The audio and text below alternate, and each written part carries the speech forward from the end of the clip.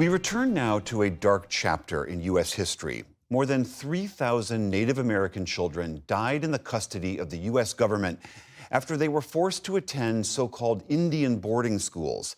That's according to a new investigation by the Washington Post. That is 3 times the number of lives lost that the government documented in its own investigation released earlier this year. And the real death toll could be much higher. We are joined now by the Washington Post's Dana Hedgepeth. She's one of the lead reporters on this series and is also an enrolled member of the Haliwa Saponi tribe of North Carolina. Dana, welcome back to the NewsHour. Thank you. The U.S. government from the 1800s to the 1960s ran these schools. Can you remind us why the government set these schools up in the first place and the kinds of children that ended up there? Absolutely. Thank you so much for having me. Let's step back for a minute and think about the time of when these schools was set up. Was at a time in the 1800s. They were created by the U.S. government and run in partnership with churches, religious groups, with one goal: to take children from their home, either forcibly or coerce them from their homes in the name of assimilating them into white society. And that was the purpose of them. The idea was to take the children away from their communities and strip them of their language, their culture, their ways, their customs, and again, to keep them into assimilation. Many of these children were, to call them schools, as one of our sources said, they really weren't schools. They were really work camps. Children spent half the day in school learning basic reading, writing, and arithmetic, and the other half really in workshops, fields, manual labor. The idea was not to train them to be doctors or lawyers or accountants, but rather to be doing manual labor jobs. And as your reporting shows, there was also another motive that if you stripped Native culture from these children, maybe they would be more, and their families might be more compliant to give up their lands to settlers, et cetera. That's right. Remember, at the time that this policy was implemented, this was the end of the Indian Wars. Gone were the buffalo for many tribes in the West. They had been pushed to reservations at this point, Native Americans had. And so you're talking about, as Brenda Child, a Native American historian, says, probably one of the lowest points in Native American culture and life. Then to come and take their children, it gives me shudders, because for any culture, any people in the world, when you go after their children, you are really talking about trying to break a people.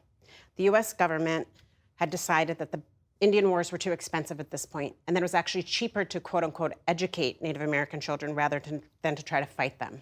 And this was all in the name of a land grab. During this time period, Native Americans lost over 1 billion acres of land, again, pushed to reservations. They were wards of the state, of the federal government.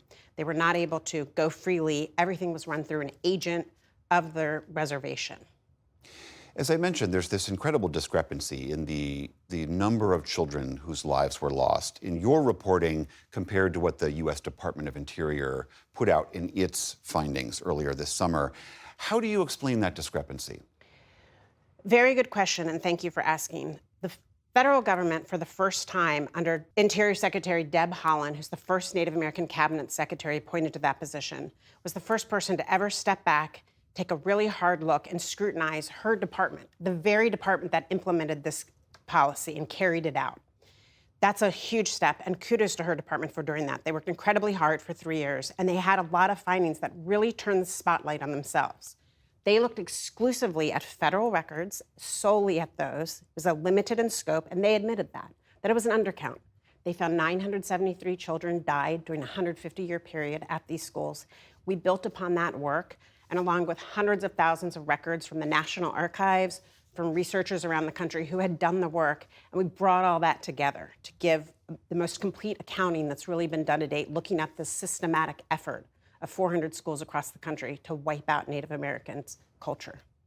I use the language of these children died in these schools, and I feel like that's almost a little bit of a sterile way of describing it. Can you talk a little bit about the conditions that these children endured and how they came to the end of their lives? You're absolutely right. These conditions were horrific. There were 2 government reports done, one by the Merriam Report, Government Commission Report in the 1920s that called these substandard. They were grossly inadequate. To call them an education, again, is not even fair. The children were mistreated. They were severely punished, whipped, beaten, starved of food. we found dozens of children who sadly died trying to run away from these schools. A young Navajo boy froze as he was trying to run away from the school. Children died of suicide. We found indications of abuse that likely led to students' death. These are not the schools that your children or my children in modern times would be subjected to. They really were not. And as a very wise woman from the Fort Belknap Indian Reservation said to me, what schools have cemeteries? I mean, just sit with that, right? Schools shouldn't have cemeteries. And so many of these schools sadly did. We found 881 students who were buried, died and buried on their school grounds. Again, that is so very, very wrong. This was a systematic policy to try to eradicate a people. Your reporting shows how many of these children are still buried on the sites of these former schools. And you tell the story of Almeida Heavy Hair, one young woman who's her family's attempt to bring her remains home. Can you tell us a little bit about that? Yes, Almeida was part of a group of 22 students that came in 1890 from the Fort Belknap Reservation, and we were invited and honored to go on the journey to see 19 of her tribal members go to Carlisle, watch her remains sadly be exhumed, and then travel with them the 2,000 miles back to Montana, where she was reburied on her tribal homeland. It was a very powerful and emotional trip, lots of mixed emotions, bringing out the past, but she really symbolized, sadly, the loss of culture and of language that so many people felt over generations. Dana Hedgepeth, this is such a tremendous piece of reporting you've done and your colleagues at the Washington Post. Thank you so much. Thank you for having me.